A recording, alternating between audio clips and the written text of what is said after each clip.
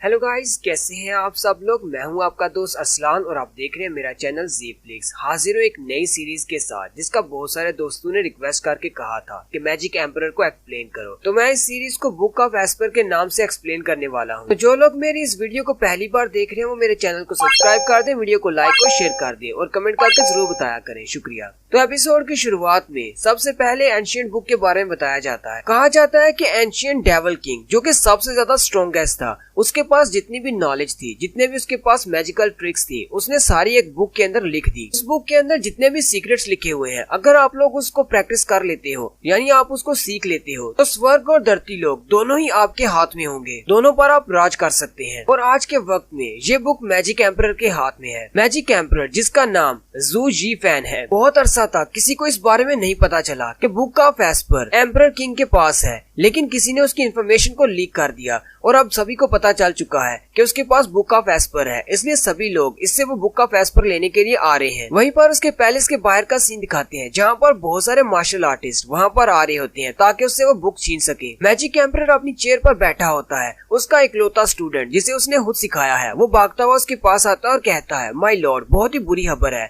हमारे mountain troop सारे हार चुके हैं और उन्हें मार दिया गया है। मैजिक एम्परर के इकलौते स्टूडेंट का नाम जाओ चैंग होता है। जाओ चैंग कहता है, हीवन के 7 एम्परर्स यहाँ पर आने वाले हैं, मुझे लगता है कि उन्हें भी आपकी ये बुक चाहिए। मैजिक एम्परर उससे कहता है, तुम्हें डरने की जरूरत नहीं है और ना ही पैनिक होने की, कि बुक ऑफ एस्पर मेरे हाथ में है। मेरी स्ट्रेंथ उन 7 एम्परर से बहुत ज्यादा है, वो लोग चाहकर भी मुझे हरा नहीं पाएंगे। मैजिक एम्परर उठकर खड़ा हो जाता है और कहता है, अब क्योंकि उन्होंने मेरे सारे सोल्जर्स को मार दिया है, चलो फिर चलकर उनसे मिलते हैं और देखते हैं वो कितने स्ट्रॉन्ग हैं। मैजिक एम्परर जैसे ही अपने महल से बाहर निकलता है तो बाहर पूरी आर्मीज खड़ी होती हैं। वो उसे कहती हैं, तुम्हारे पास जो बुक ऑफ एस्पर है उसे हमारे हवाले कर दो और हम लोग यहाँ से चले जाएंगे। मैजिक एम्परर हंसते हुए उनसे कहता है, तुम सब लोग तो मेरे सामने कीड़े मकोड़े हो, लेकिन फिर भी तुम सब लोग मुझसे फाइट करने के लिए यहाँ पर आ गए। और साथ ही मैजिक एम्परर अटैक करने के लिए आगे बढ़ता है, बड़ी ही स्पीड के साथ उनके सेंटर में से गुजर जाता है, लेकिन सभी को मार देता है। जू जी फैन को ऊपर से आवाज आती है, उसे कहा जाता है कि हम लोग तुम्हें नहीं जाने देंगे, तुमने हमारे बहुत सारे ट्रूप्स को मार दिया है। जू जी फैन ऊपर की तरफ देखता है तो 7 एम्परर्स ऊपर आ चुके होते हैं। उनमें से एक एम्परर उसे कहता है, अभी भी तुम्हारे पास मौका है,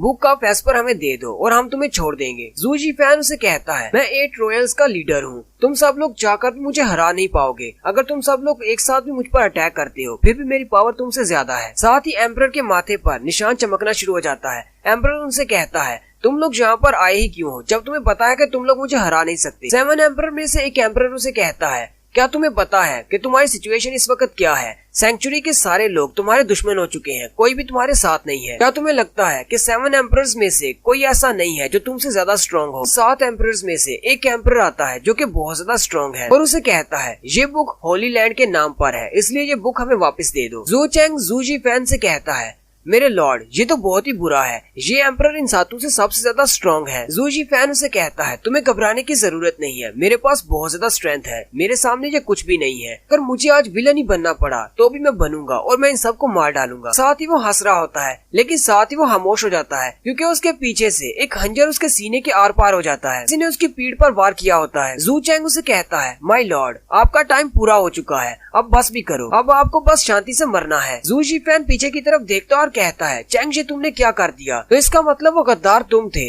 जिसने बुक ऑफ एस्पर की सारी इन्फॉर्मेशन इन एम्परर्स को दी और साथ ही मेरे माउंटेन ट्रूप्स को भी तुम्ही ने मरवाया है। जब तुम एक छोटे से बच्चे थे तब मैंने तुम्हें अपने पास रखा, तुम्हें पाला पोसा और तुम्हें ट्रेनिंग दी, फिर तुमने मुझे धोखा क्यों दिया? जू चैंग उसे कहता है, माय लॉर्ड, बात तो बिल्कुल सच है कि मैं आपका स्टूडेंट हूँ, आपने मुझे पाल पोस कर बड़ा किया है, लेकिन ये बात भी सच है कि आपने मुझे कभी भी इस बुक को हाथ नहीं लगाने दिया और ना ही कभी इसे पढ़ने दिया। बुक ऑफ एस्पर को आप सिर्फ अपने लिए नहीं रख सकते। जू जी फैन उसे कहता है, क्या तुमने मुझे सिर्फ इसी वजह से धोखा दिया है कि तुम्हें मैंने बुक नहीं पढ़ने दी? चैंग उसे कहता है, आप इस बारे में जो सोचना चाहे सोच सकते हैं, लेकिन मैंने ये सब कुछ आप ही से सीखा है। जू जी फैन से कहता है, लेकिन मैंने तो तुम्हें ऐसा कुछ भी नहीं सिखाया, तुम्हारा दिमाग बहुत ही छोटा है, तुम्हें इस बात की समझ नहीं आई कि तुम किसी पर भरोसा नहीं कर पाए। हालांकि तुम मुझ पर भरोसा कर सकते थे, तुम मेरे सक्सेसर बन सकते थे, ये बुक मैं तुम्हें देता। और साथ ही मैजिक एम्परर हंसना शुरू कर देता है और उन सब से कहता है, अब जबकि तुम सब लोग बुक ऑफ एस्पर के पीछे हो, तो मैं अपनी बॉडी के साथ साथ बुक ऑफ एस्पर को भी डिस्ट्रॉय कर दूंगा ताकि कोई भी इसे हासिल न कर पाए। 7 एम्परर्स भी पीछे हट जाते हैं और कहते हैं ये तो बहुत ही बुरी खबर है, ये अपने आप को सेल्फ डिस्ट्रक्ट करने वाला है, और साथ ही वो अपनी बॉडी को सेल्फ डिस्ट्रक्ट कर देता है। वहाँ पर एक जोरदार धमाका होता है और बुक भी उसके साथ